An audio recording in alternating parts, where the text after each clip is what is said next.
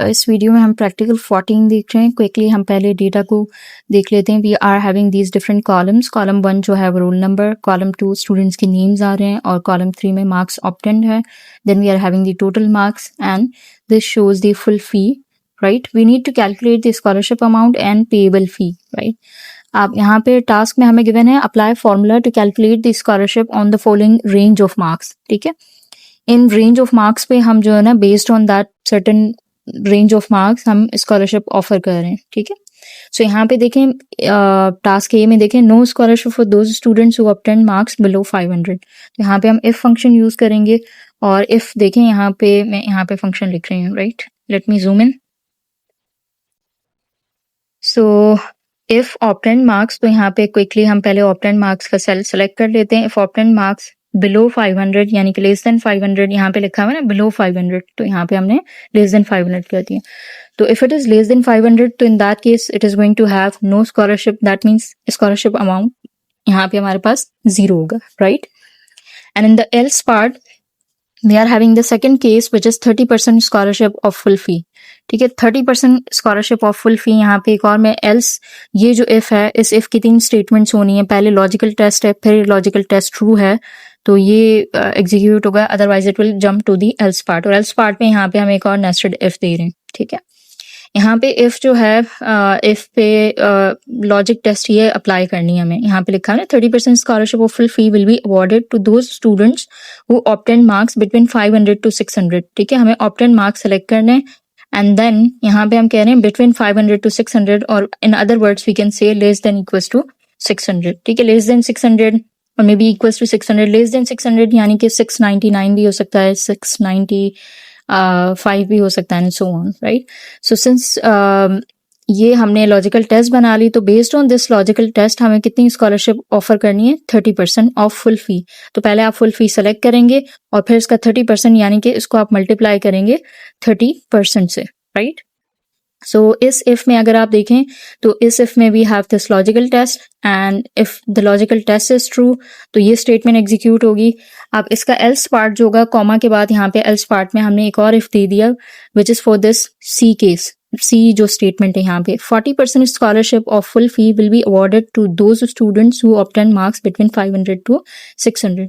Logical test हम इस तरह बनाएंगे कि मार्क्स इज बिटवीन 600 to 700, तो उसको कितनी स्कॉलरशिप अप्लाई करनी है फुल फी की, 40%, राइट।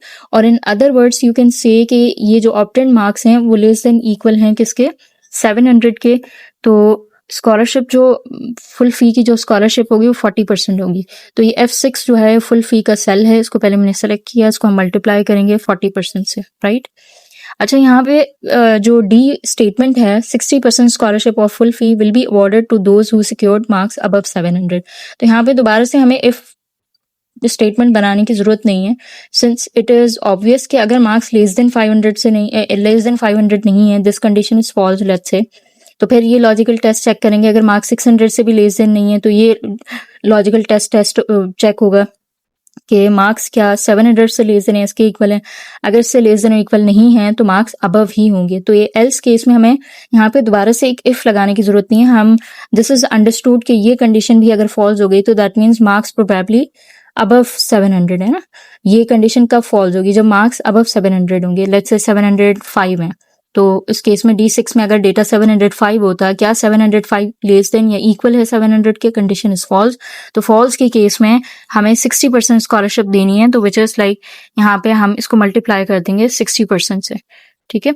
अब क्योंकि 3 इफ हमने लगाए हुए हैं तो तीनों इफ को हम यहाँ पे क्लोज करेंगे and I hope this formula is clear. इतना कोई मसला नहीं है, बहुत आसान सा फॉर्मूला है बिकॉज प्रीवियस प्रैक्टिकल में हम ऑलरेडी इस तरह के कुछ नेस्टेड फॉर्मूलाज कर चुके हैं, ठीक है। मैंने एंटर प्रेस किया तो यहाँ पे देखें ये स्कॉलरशिप अमाउंट आ रहा है, ठीक है। यही सेम फॉर्मूला सब पे अप्लाई करना है, तो प्लस सिंबल जब बन जाए तो उसको ड्रैग करेंगे तो ये सेम फॉर्मूला सारे जो है ना यहाँ पे सब पे अप्लाई हो जाएगा, right. And did you notice कि ये स्टूडेंट्स जो है इनके मार्क्स जो हैं लेस देन 500 हैं, तो इसकी 0 स्कॉलरशिप अमाउंट है, राइट। इसी तरीके से ये कशफ स्टूडेंट जो है इसके सबसे हाईएस्ट हैं, तो ये देखें इनको there is something wrong.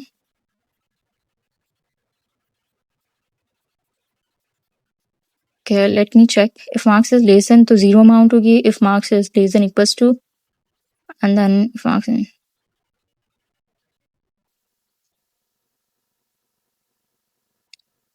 60%, well इतना नहीं होगा। D8 को अगर हम इससे मल्टीप्लाई करेंगे तो shouldn't be 60. Okay, I am multiplying with D6, although हमें जो है, लेट मी करेक्ट इट, यहाँ पे जो हम मल्टीप्लाई कर रहे हैं, let me correct it, it's not D8, it's full amount, full fee, sorry, this is full फी, ठीक है। फुल फी का 60% निकालना है ना, तो let me correct the formula here, this must be full फी। तो फुल फी हमारे पास F6 जो कॉलम है उसमें है, ठीक है। तो यही सेम फॉर्मूला मैं दोबारा से अप्लाई कर रही हूँ because I made some changes. Now you can see कि सबसे ज़्यादा स्कॉलरशिप अमाउंट जो है वो कश्यप को मिला है because it is she is having the highest marks, right. अच्छा, पेएबल अमाउंट कैलकुलेट करेंगे। पेएबल अमाउंट जो फुल फी है उसमें से हम माइनस कर रहे हैं जो स्कॉलरशिप अमाउंट है, तो that will be the payable amount, ठीक है। पेएबल अमाउंट का फॉर्मूला सब पे अप्लाई कर दिया। तो ये देखें, सबसे कम फीस जो है वो किसको पे करनी है, ये वाली जो स्टूडेंट है कश्यप, इनको पे करनी है बिकॉज इनको, and also this one Najaf, because in दोनों के मार्क्स जो हैं ग्रेटर देन 700 हैं, तो जिनके अबव 700 मार्क्स हैं उनको 60% स्कॉलरशिप मिली है, and those who are having below 500, तो उस स्टूडेंट को जो है फुल फी पे करनी है। तो यहाँ पे देखें 80,000 फुल फी है, तो वो as it is full fee pay करनी है, राइट।